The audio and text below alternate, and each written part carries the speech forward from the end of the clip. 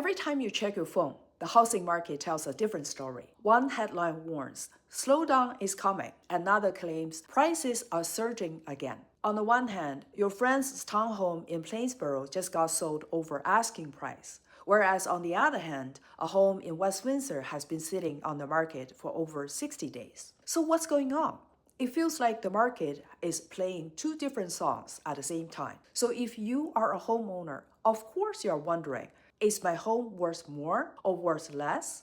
Or is Zillow just confusing me again? Let's clear that up using real MLS data. No headlines, no drama, no noise. This is your November 2025 market breakdown for West Windsor and Plainsboro, both for sale and rentals, with key comparisons back to November 2019, the last truly normal year before the market shifted. First, let's take a look at West Windsor's inventory and activity. By the end of November, there were 49 homes, up by 26% compared to 39 homes in November 2019, more than doubled the 19 homes we had in November 2023. Inventory is down from the summer peak of 67. That's normal seasonality, not weakness. But here's what matters more than the total count. About half of today's inventory is new construction townhomes. Pulte has sold out. Toll Brothers' Meriden Walk is about to finish over the next year, and Key Havananen still has units to sell. And builders are using incentives to move remaining inventory. This composition of supply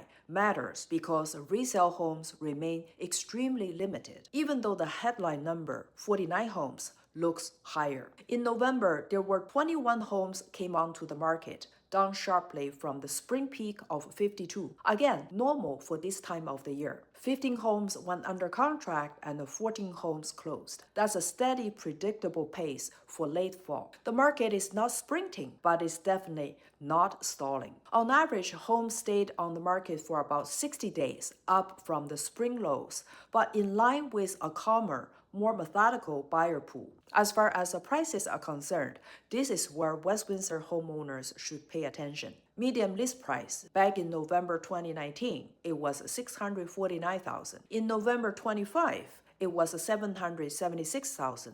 Up by 20%. Median sold price back in November 2019, it was $537,000. In November 25, it was $742,500, up by 38%. Sold to list ratio in 2019, it was 83% of list price. This year, it was 96% of list price. So the translation, in 2019, buyers could negotiate 17% off the list price, whereas this year, buyers got 4% off. Yes, inventory is up from COVID lows, but sellers still hold meaningful leverage when homes are priced correctly. One thing to note is that townhomes, where pressure exists, townhomes in West Windsor are facing downward pricing pressure because of oversupply from new construction, both for sale and for rent. Builders are motivated sellers, and incentives are reshaping buyer expectations. Now let's take a look at the inventory over Plainsboro. By the end of November, there were 41 homes. That was up by 116% from 19 homes in 2019. Down from the spring peak of 53, and here too, the headline numbers hides the real story. Over half of today's inventory is 55 plus housing, not general market homes. When you remove those,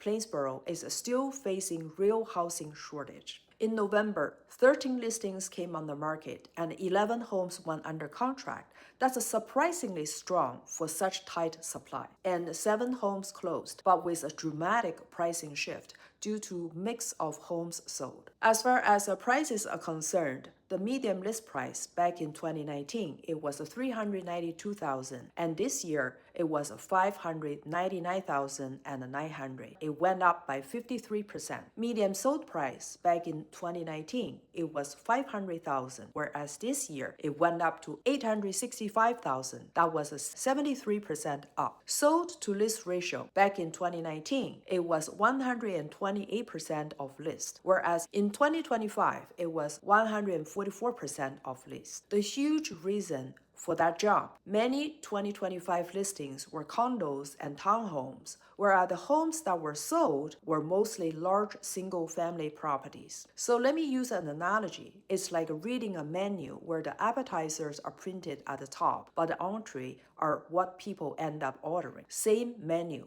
different price tier. Now let's take a look at the rentals. In West Windsor, back in November 2019, there were 23 rental units. Now, in November this year, there were 47 units, so that's up by 104%, more than tripled compared to 2023. Median asking price in 2019, it was $2,500. Whereas this year it was $4,000, up by 60%. Actual rented price in 2019, it was 96% of list price, whereas this year it's between 62 to 63% of list price. Please note that this is not appreciation.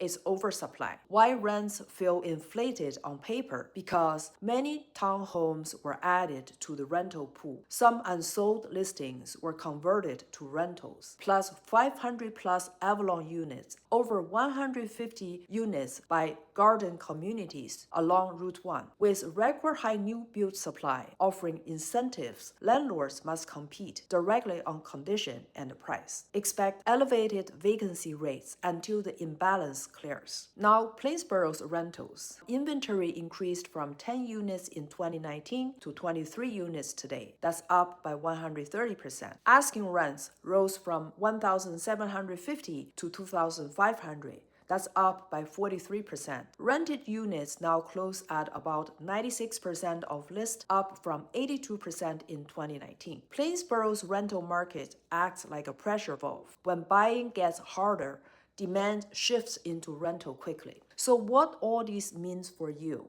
Across both towns, the message is consistent. Inventory is higher than the tightest COVID years, but still low by historical standard. Most of today's inventory is not general market housing. It's new construction in West Windsor or 55 plus housing in Plainsboro. Prices are up by 20 to 73% since 2019, depending on the price tier. Negotiation room has shrunk dramatically, especially for moving-in ready homes. Townhomes face pressure, but single-family homes remain structurally strong. Rental markets confirm these trends, with West Windsor softening and Plainsboro tightening. If you bought before or during 2019, your equity position has likely changed far more than you realize. Whether you're considering selling next year or staying put, being a prepared homeowner means knowing what your home is worth today, how much equity you've built, what your options are, what your options look like in 2026 and beyond. If you want to know what your home is worth in today's market, or how your neighborhood is trending, or what your real net proceeds would look like if you sold in 2026, scroll down